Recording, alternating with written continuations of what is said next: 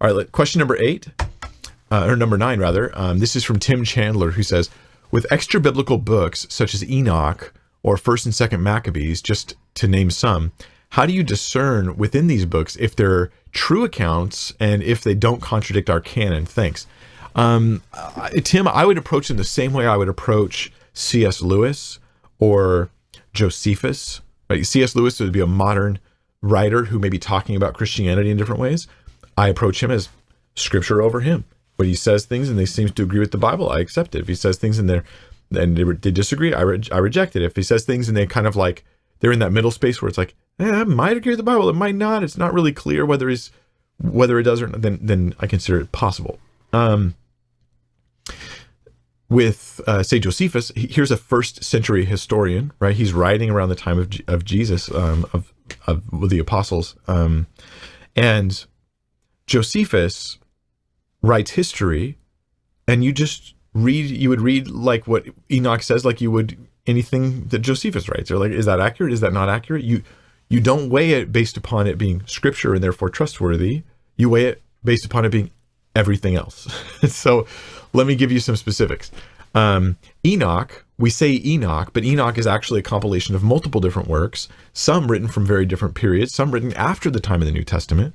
So would I trust that as history? Not so much, certainly not those portions. What about the older portions? Well, I would say there's a reason why it was excluded from the actual Old Testament. Another debate. Some of you out there are very passionate about the book of Enoch. I don't think it belongs in our Bible. And most Christians around the world and throughout time would agree. And certainly it seems the Jews from even Jesus' time would agree.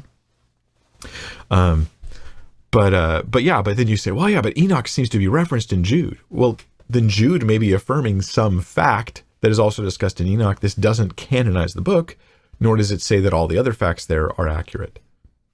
So you just have to use wisdom.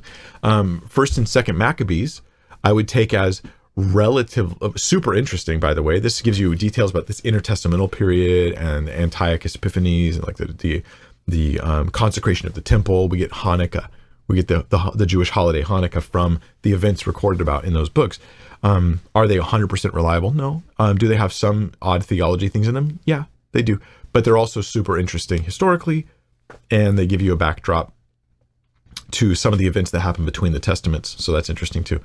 But I wouldn't take Maccabees as being any more authoritative than my own commentary on stuff. Right? Like, it's not authoritative. This is just, I'm just as I've said before, I'm just a normal potato, just a commentator.